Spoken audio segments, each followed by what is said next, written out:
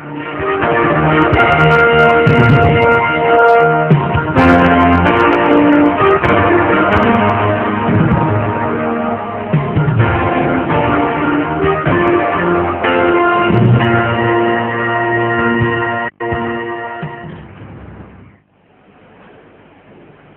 Menteri Sosial dan hadirin yang saya hormati, Assalamualaikum warahmatullahi wabarakatuh.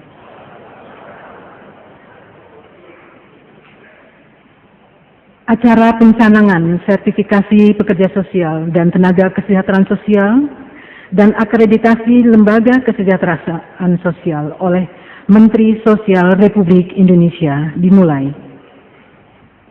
Pengukuhan dan penyerahan sertifikat oleh Menteri Sosial Republik Indonesia. Dengan mengucapkan Bismillahirrahmanirrahim, hari ini, Kamis 29 November 2012, sesuai dengan surat keputusan Menteri Sosial Republik Indonesia yang telah dibacakan, Menteri Sosial Republik Indonesia mengukuhkan saudara sebagai anggota dan Dewan Kehormatan Lembaga Sertifikasi Pekerja Sosial dan Tenaga Kesejahteraan Sosial, serta anggota dan Dewan Kehormatan Badan Akreditasi Lembaga di bidang kesejahteraan sosial. Semoga Tuhan Yang Maha Esa, Allah Subhanahu wa Ta'ala, senantiasa membimbing dan memberikan kekuatan dalam mengemban tugas demi meningkatnya kompetensi sumber daya manusia dan kualitas pelayanan kesejahteraan sosial. Dilanjutkan dengan penyerahan sertifikat.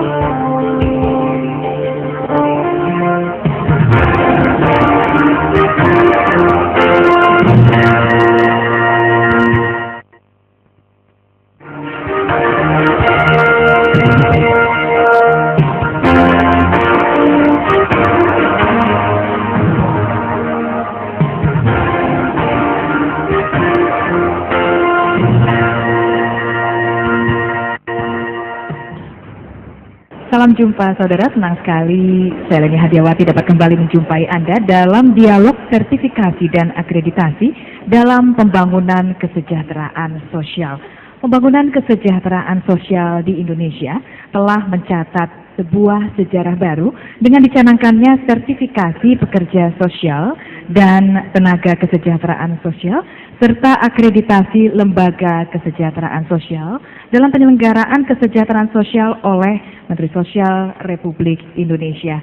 Pencanangan ini juga merupakan momentum yang bersejarah bagi perkembangan profesi pekerjaan sosial di Indonesia setelah 64 tahun berkiprah dalam pembangunan kesejahteraan sosial, di mana eksistensi dan aktualisasi pekerja sosial mendapat pengakuan dan juga mandat dari negara sebagai the leading profession dalam penyelenggaraan kesejahteraan sosial. Untuk itu saudara, kita akan berbincang-bincang lebih jauh mengenai masalah ini dengan sebuah dialog yang bertemakan membangun pekerjaan sosial yang inovatif dan kompetitif untuk kesejahteraan sosial. Telah hadir 4 orang narasumber di sebelah saya perkenalkan satu persatu. Yang pertama adalah Dr. Insinyur R. Hari Hikmat MSI. Beliau adalah Kepala Badan Pendidikan dan Penelitian Kesejahteraan Sosial, Kementerian Sosial Republik Indonesia. Apa kabar, Pak? Baik, selanjutnya adalah Bapak Dr. Andes Ferry D. Johannes MSI. Beliau adalah Ketua Badan Akreditasi Lembaga di bidang kesejahteraan sosial. Apa kabar, Pak? Baik, selanjutnya adalah Bapak Rudi Saprudin Darwis Estos MSI, Ketua Lembaga Sertifikasi Pekerjaan Sosial. Pak, terima kasih sudah hadir. Selanjutnya adalah Bapak Abbas Sirajuddin PhD, peneliti di Max Center on Non-Profit Management University of California, Berkeley. Apa kabar, Pak? Baik, kita akan berbincang-bincang mengenai hal tersebut. Untuk itu, pertama saya akan ke Bapak Hari terlebih dahulu. Pak, bisa dijelaskan mengenai latar belakang dari pentingnya akreditasi lembaga pelayanan sosial dan juga sertifikasi pekerjaan sosial ini? Ya, khususnya untuk pekerjaan sosial di Indonesia, secara de facto masyarakat Indonesia sudah memahami bahwa ada profesi pekerjaan sosial. Tetapi secara de jure, jadi artinya negara mengakui bahwa pekerjaan sosial sebagai sebuah profesi, itu yang diharuskan melalui satu proses sertifikasi. Dan ini diawali dari Undang-Undang Nomor 11 Tahun 2009 tentang kesejahteraan sosial, di mana unsur SDM penyelenggara kesejahteraan sosial itu bertumpu pada profesi pekerjaan sosial yang dilaksanakan oleh para pekerja sosial. Nah, ini yang membutuhkan satu sertifikasi sehingga sebagai sebuah profesi itu diakui. Dan untuk akreditasi, kita juga paham bahwa banyak lembaga kesejahteraan sosial yang sudah menyelenggarakan pelayanan kesejahteraan sosial. Tetapi negara berkewajiban memberikan jaminan bahwa layanan yang diberikan itu satu layanan yang bermutu dan memastikan betul-betul bermanfaat untuk masyarakat secara luas. Saya kira itu sebentar. Ya, baik. Mungkin Pak Rudi Saprudin punya pendapat mengenai hal yang tadi? Iya, terima kasih, Pak. Saya akan menambahkan dari sisi sertifikasi. Jadi kenapa harus ada sertifikasi untuk pekerja sosial maupun tenaga kesejahteraan sosial? Sesungguhnya sertifikasi ini adalah sebuah bentuk yang dilakukan dalam rangka kita melakukan penataan. Jadi yang namanya sumber daya manusia kesejahteraan sosial yang berkecimpung dalam pelayanan kesejahteraan sosial ini kan banyak, gitu. Dimana salah satunya adalah ada pekerja sosial maupun tenaga kesejahteraan sosial. Nah, selama ini kita membiarkan siapapun yang memiliki kepedulian kemudian memberikan pelayanan itu dilakukan tanpa adanya satu akuntabilitas dari sumber daya manusia itu untuk melakukan pelayanan kesejahteraan sosial. Jadi pada intinya dengan sertifikasi maka mereka yang berkecimpung di dalam pelayanan kesejahteraan sosial bisa diakui kualitasnya, bisa diakui kualifikasinya dan juga kompetensinya. Saya kira itu yang penting. Baik, saya beralih ke Pak Ferry Johannes.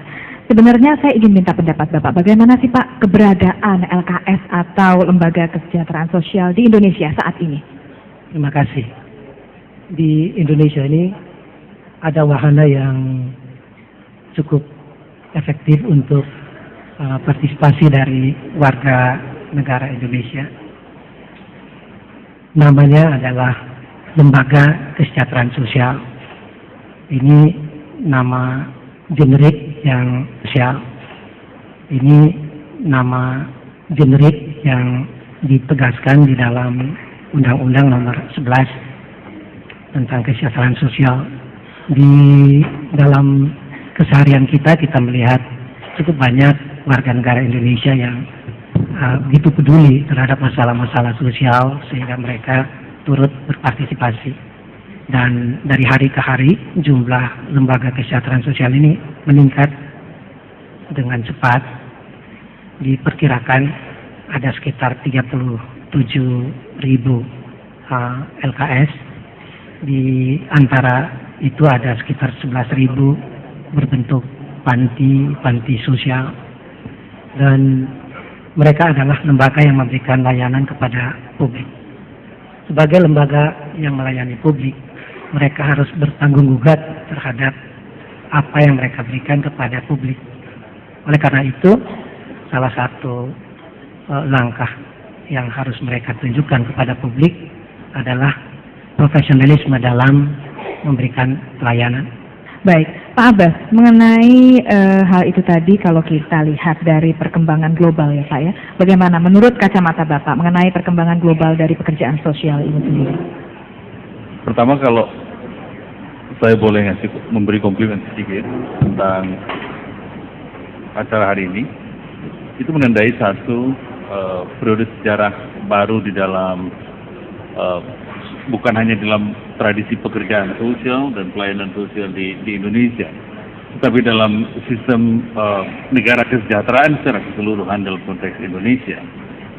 Karena apa yang dilakukan oleh Kementerian Sosial, oleh organisasi profesi dan organisasi pelayanan sosial saat ini adalah berusaha memperkuat fondasi keilmuan, keterampilan, pelayanan, tapi juga sekaligus memperkuat interaksi antara organisasi dan para pekerja sosial dengan institusi negara. Pak Ferry tadi sudah menjelaskan bahwa di situ ada kaitan dengan tanggung gugat, peran dari lembaga-lembaga yang demikian besar. Pada saat yang sama juga tanggung gugat para pekerja sosial yang akan menjalankannya di dalam institusi-institusi itu. Pada saat yang sama juga ini menjabarkan satu tanggung gugat dengan porsi yang berbeda dari pemerintah terhadap lembaga-lembaga itu. Jadi dalam hal ini kita perlu lebih realistis. Dua inisiatif yang dicanangkan hari ini harus juga ditopang oleh infrastruktur yang lain. Misalnya, sertifikasi pekerjaan sosial itu tidak memadai jika pendidikan pekerjaan sosialnya kurang baik juga. Pendidikan ditentukan oleh kualitas sumber daya dosennya juga, oleh risetnya, oleh pemikiran-pemikirannya. Juga pelayanan sosial ini. Dari sekian ribu lembaga-lembaga pelayanan sosial, kalau dibandingkan dengan kewajiban negara yang diamanatkan Undang-Undang Dasar 1945, lembaga-lembaga pelayanan sosial itu sudah berkontribusi jauh lebih besar ketimbang institusi Kementerian Sosial. Sebut saja berapa pelayanan anak nih, organisasi pelayanan anak. Kurang dari 10% saya kira, dari total lembaga-lembaga pelayanan kesejahteraan sosial anak, atau lansia, atau yang lainnya. Artinya, untuk lembaga-lembaga kesejahteraan sosial ini bekerja dengan baik, gitu. Institusi negara juga berkewajiban untuk memperkuat itu. Bukan hanya dengan sertifikasinya juga, bantu juga pendanaannya supaya mereka bisa bekerja dengan baik dan menggaji pekerja sosial yang sudah dikasih sertifikasi itu dengan layak pula. Terima kasih. Baik, Pak Hari, tampaknya kita sudah membahas gambaran umum mengenai pekerjaan sosial dan juga badan akreditasi dan juga lembaga sertifikasi. Saya ingin bertanya mengenai arah kebijakan, Pak. Arah kebijakan apa saja sih, Pak, yang melatar belakangi lahirnya dari badan akreditasi dan lembaga sertifikasi ini? Ya, pertama, dasar kebijakannya jelas mengacu pada Undang-Undang 11 tahun 2009 tentang kesejahteraan sosial, di mana secara tegas dikatakan bahwa pekerja sosial harus disertifikasi dan lembaga kesehatan sosial harus diakreditasi. Namun demikian kita melihat bahwa sertifikasi dan akreditasi tidak cukup untuk membangun satu sistem kesejahteraan sosial yang profesional. Oleh karena itu, Kementerian Sosial menetapkan ya, dan dalam proses sekarang sedang mengajukan satu rencana pengembangan profesi yang dituangkan dalam roadmap pengembangan profesi pekerjaan sosial. Di dalam roadmap itu, salah satu yang sangat strategis yang membutuhkan dukungan semua pihak, pemerintah sedang mengajukan kepada DPR rancangan undang-undang tentang praktek pekerjaan sosial. Ini memang menjadi pertanyaan, kenapa kok ada undang-undang KESOS, tapi kenapa kok ada undang-undang praktek pekerjaan sosial? Setelah kita melakukan review terhadap undang-undang kesejahteraan sosial, di dalam undang-undang kesejahteraan sosial tidak cukup mendasari untuk berkembangnya satu profesi yang disebut pekerjaan sosial. Karena untuk berbicara pengembangan profesi, tidak hanya sertifikasi, Tetapi juga yang tadi disampaikan oleh Pak Abbas, bagaimana peran negara di dalam pengembangan profesi? Bagaimana jaminan tentang kualitas yang dilaksanakan oleh para pekerja sosial di dalam menjalankan intervensinya misalkan, dalam menjalankan praktek pekerjaan sosial. Siapa yang disebut pekerjaan sosial? Ya, apa tugas dan kedudukan serta tanggung jawab? Berikut juga hak-haknya. Bagaimana peran asosiasi profesi? Termasuk juga asosiasi profesi pendidikan pekerjaan sosial misalnya. Nah, satu sisi kita juga memahami bahwa istilah pekerja sosial ya, dengan kesejahteraan sosial pun seringkali masih dipandang ya mungkin belum semua paham secara jelas ya. Nah, termasuk juga dari sisi keilmuan. Kalau sekarang perguruan tinggi di Indonesia, jadi seperti Kementerian Sosial memiliki sekolah tinggi kesejahteraan sosial di Bandung. Kalau melihat kurikulum yang katakanlah yang diberikan kepada mahasiswa, itu bobot keilmuan untuk mempelajari metodologi pekerjaan sosial itu sangat besar dan sangat dominan. Sehingga lebih tepat, STKS Bandung itu lebih tepat mungkin ke depan akan kita sesuaikan menjadi sekolah tinggi pekerjaan sosial. Nah, ini untuk meyakinkan kepada publik agar masyarakat tahu bahwa ada perguruan tinggi yang menyelenggarakan pendidikan pekerjaan sosial yang alumninya, ya, kalau mereka mengikuti pendidikan profesi, bisa kita berikan satu pengakuan dari negara sebagai profesi pekerja sosial. Nah, ini sangat penting dan itulah salah satu arah kebijakan di samping RUU Praktek Pekerjaan Sosial, kita ingin juga membangun atau mengarahkan sistem pendidikan profesi bagi pekerjaan sosial. Jadi sertifikasi dan akreditasi itu sebetulnya salah satu instrumen di antara sekian instrumen yang perlu dikembangkan ke depan. Ya. Baik, Pak Abbas, Bapak adalah seorang peneliti dan juga pendidik. Bagaimana mengenai pendapat Bapak Hari tadi mengenai pendidikan ya Pak ya, pendidikan untuk pekerjaan sosial? Social welfare di tempat saya misalnya, saya sendiri, MSW saya social work, tapi kalau PhD saya di social development. Kombinasi antara social welfare dengan development. Mari, riset saya tentang social protection. Social protection kalau lihat daftar list profesi yang di garis itu nggak ada di situ. Apakah saya nggak dibilang social worker? Yang benar saja, misalnya gitu. Nah, jadi hemat saya, mohon maaf saya agak berbeda dalam ini dengan Pak Ari, bahwa meskipun saya menghargai inisiatif Mbak Diklit dalam hal ini, benar itu sebagai upaya untuk memperjelas track. Gitu. Tapi yang lebih penting lagi adalah institusi pendidikan yang harus diperkuat. Baik, Ya, baik, terima kasih. Ya, biar Pak. clear ya. Jadi esensinya, ya, agar masyarakat juga tahu bahwa seseorang yang disebut social worker itu memang ada sekolahnya gitu. Ini seperti yang saya ingin sampaikan kepada publik. Ya. Nah, sementara yang selama ini berlangsung, ya, seseorang yang bekerja di bidang kemanusiaan bisa menyebut diri sebagai pekerja sosial. Nah, karena itulah ini kan perlu direformulasi ulang, termasuk juga siapa yang disebut social worker, termasuk juga latar belakang pendidikannya. Kalau kita sepakat yang disebut pekerja sosial adalah seseorang yang punya latar belakang pendidikan pekerjaan sosial, maka perguruan tinggi mana yang menyelenggarakan pendidikan pekerjaan sosial?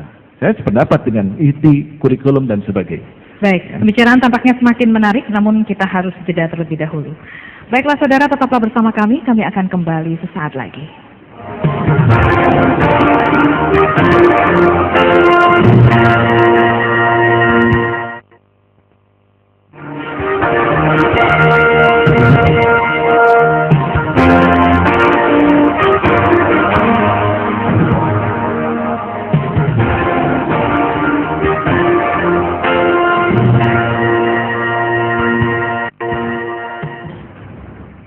Ya, saudara, Anda masih bersama kami dalam dialog sertifikasi dan akreditasi dalam pembangunan kesejahteraan sosial, masih mengangkat tema mengenai membangun pekerjaan sosial yang inovatif dan kompetitif untuk kesejahteraan sosial. Masih bersama 4 orang narasumber saya. Sekarang saya akan ke Pak Rudi Sapruddin Darwis. Ya.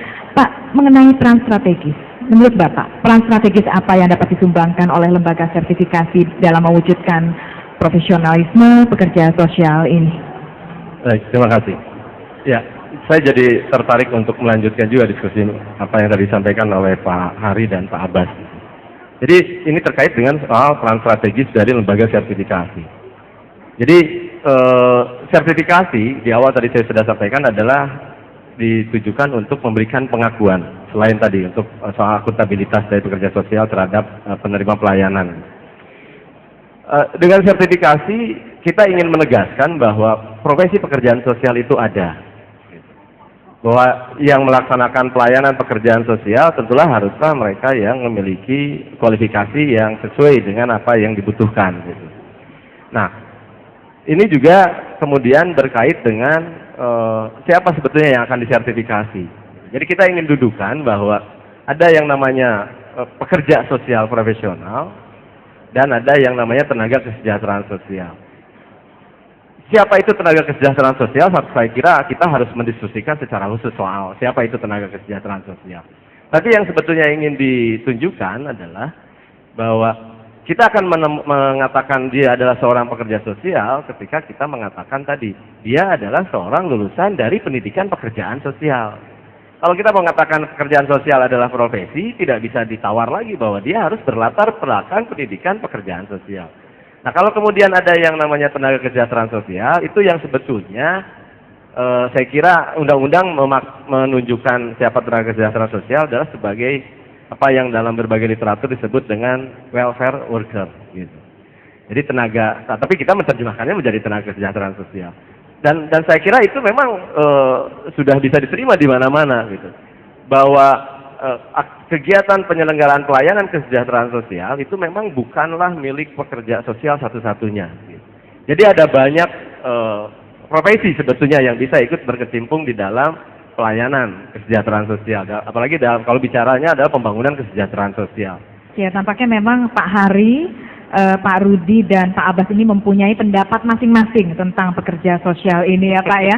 Bagaimana Pak? Tentu punya pendapat masing-masing ya. Sekarang saya akan beralih nih ke Pak Ferry Johannes. Satu pendapat lagi yang kita tunggu dari Bapak. Apa sih Pak yang mengapa lembaga kesejahteraan sosial ini perlu mengikuti akreditasi menurut Pak Ferry sendiri? Ya, terima kasih. Seperti tadi saya sudah garis bawahi, memberikan layanan pada publik haruslah yang tidak merugikan publik. Artinya layanan itu harus prima, harus berkualitas, dan memberikan layanan yang memang memenuhi kebutuhan publik. Jika suatu layanan itu